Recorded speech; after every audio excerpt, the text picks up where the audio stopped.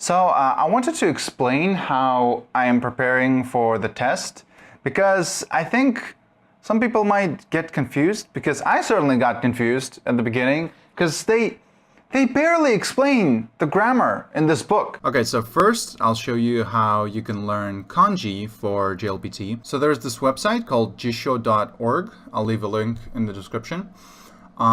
Here you can type in like tags to get resources, and what you can do is you can type JLPT dash and then N and the number that you need. In my case it's N3, and then you can type hashtag kanji, and it'll show you all of the kanji for JLPT N3. I think you can do the same thing for like nouns or something. Can you?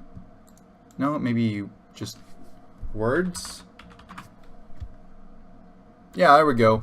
So these are like 1,780 words related to JLPT N3 that you will need to know for the test. So in our case, we are going to go for kanji. And here we have all of the kanji for JLPT N3. So, and then you can click on details right here, and it'll show you the stroke order, and there's even an animation that looks pretty cool, and all of the readings, as you can see, kunyomi, onyomi, then all of the meanings, and it says JLPT level N3, 17 of the 2,500 most used kanji in newspapers, and it is a Joyo kanji, which means that it is one of the official 2,134 kanji. And it is taught in grade 5. So there's like all of this info. It shows you a radical from this kanji, and then some of the parts of it. This isn't really necessary. All you need from here is the stroke order right here, or the animation if you prefer that, and then the meanings and the readings. And well, it's helpful to know the amount of strokes, I guess. I don't like to look at these example words that they give here because they're just, I don't know, I don't find them that useful. Like, what is this? Agricultural administration. This one I actually know. Seiji, that makes sense. But some of these I don't understand. What's this? Official in charge of the administration, blah, blah. This is just, the only one that's useful from here is this one. But basically, I don't think you should learn all of these words that they give you. I think you should just focus on the words that you know that contain this kanji. And if you don't know a single word that contains this kanji, then it's probably too early to learn it in the first place. So yeah.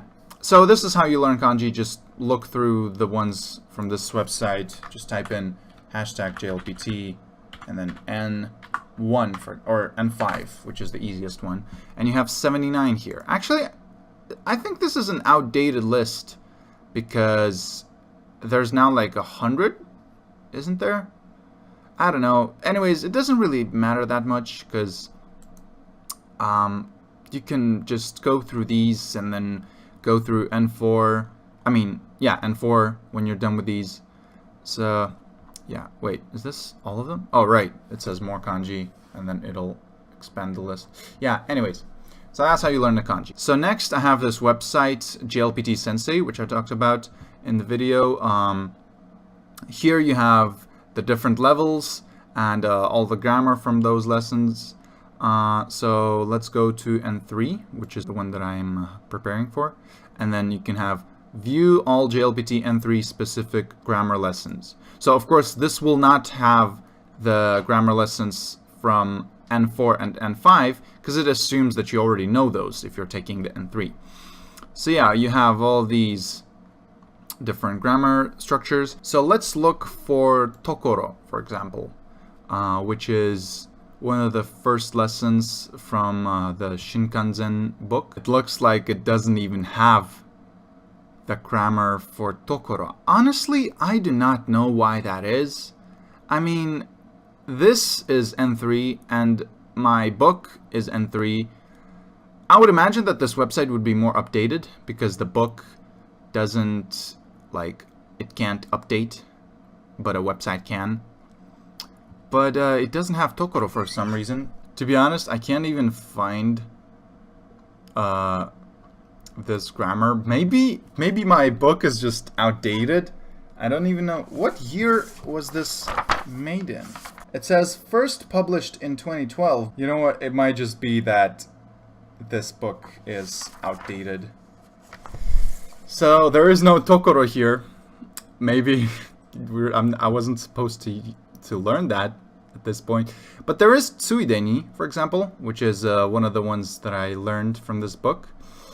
So honestly, what I'm getting from this is that I shouldn't have really bought this book, because for one, they barely explain this stuff. And secondly, there's these websites that just have all of the grammar in one place. So you can just go one by one learning all this stuff. Or maybe not even one by one, but just like look which one you like. So this one actually is pretty good. Not only, but also. So let's look at this. Example. このレストランは味が悪いばかりか? What's this? 店員の Oh, I actually don't know that word. Actually, here, they show the readings of the words that you might not know. And that word is taido, behavior. So, このレストランは味が悪いばかりか、店員の態度もひどい. So this means that this restaurant, like the flavor isn't, not only is the flavor bad, I guess like the taste of the food, but the personnel, tenin, is like, their behavior is terrible or like cruel or something. Not only is this, oh yeah, so you can then click ego and it shows, not only is the restaurant's food bad, but the service is also horrible. Yeah, just as I thought. So yeah, you have these, it says rei here. It says reibun, and then rei 1 and rei 2, or I guess rei 1, rei 2. So here we have watashi wa kanji bakari ka, mada hiragana mo katakana mo kakemasen. So not only kanji, but hiragana and katakana also I cannot write. Not only can I not write kanji, but I can't even write hiragana or katakana. Yep, just as I thought. So yeah, you can just go through these grammar structures, grammar lessons on this website for all of the levels, and there's no point in buying a book like I did, and it's not that cheap actually. I wish I had known this a month earlier when I bought it. But, oh well, what are you gonna do? I guess it's good that they have exercises, because that book has, like, exercises where you try to, like, choose. It's like a multiple choice exercise.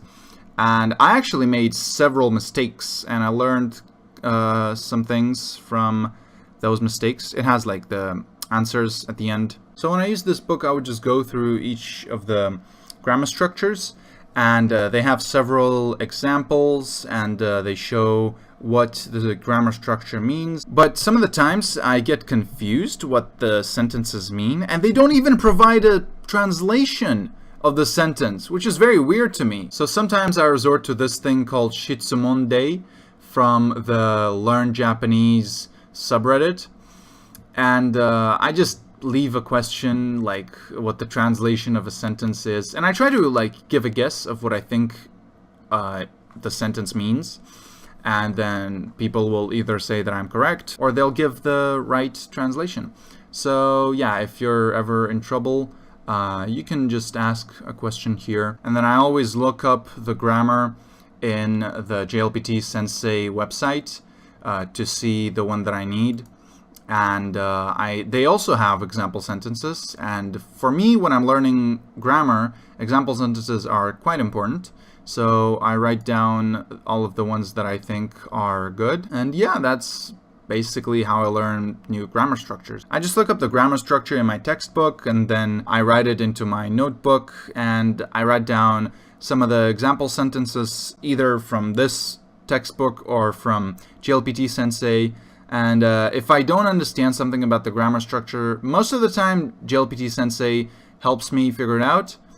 But if not, I can just ask it on the subreddit. That's pretty much how I prepare for the JLPT exam. So I hope that this helps a little bit for those who will be studying for JLPT in the future. Good luck to those who will be taking the test on July 2nd. Yeah, I guess I'll make another video when I have the results. And that's about it. Thanks for watching. Mata kondo!